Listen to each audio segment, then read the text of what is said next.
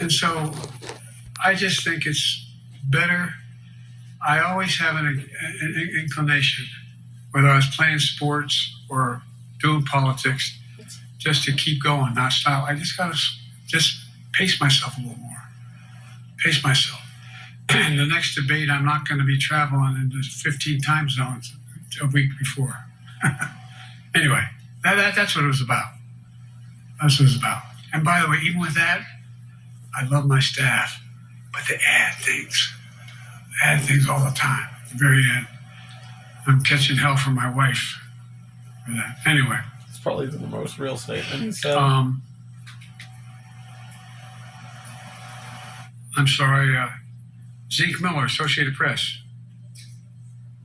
Thank you, Mr. President. Two questions for you. First, on the NATO summit, President Zelensky, in your meeting with him, he pressed you to lift your limitations on the Ukrainian use of American weapons, saying that, in his public remarks afterwards, saying that Ukraine cannot win the war unless those limitations are lifted. Are you reconsidering your position on that? And then secondly, following up on Felicia's question there, leaders of your own party have said that they're not worried about that debate. They're worried about the next bad night and the bad night after that. How can you reassure the American people that you are up to the task and that there won't be more bad nights at a debate stage or somewhere else? First thing about Zelensky asking for the ability to strike deep into Russia. We've allowed Zelensky to use American weapons in the near term, in the near abroad, into Russia. Whether or not he should be attacked. For example, should Zelensky, he's not.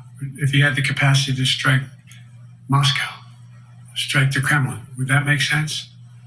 It wouldn't. The question is, what's the best use of the weaponry he has, the weaponry we're getting to him? I've gotten a more long-range capacity as well as defensive capacity. And so our military is working. I'm following the advice of my commander-in-chief, the chief of staff of the military, as well as the Secretary of Defense and our intelligence people. And we're making a day-to-day basis on what they should and shouldn't do. It's Donald Trump, right? Win. That's a logical thing to do. Second question related to Bad nights, sir. How can you reassure the American people that you won't have more bad nights, whether they be on a debate stage or it's a matter of foreign policy? Well, I tell you what, the best way to assure them is the way I assure myself. And that is, am I getting the job done? Am I getting the job done? No. Can you name me somebody who's gotten more major piece of legislation passed in 3.5 years? I created 2,000 jobs just last week. So if I slow down, I can't get the job done. That's a sign that I shouldn't be doing it. But there's no indication of that yet. None. What do we got here?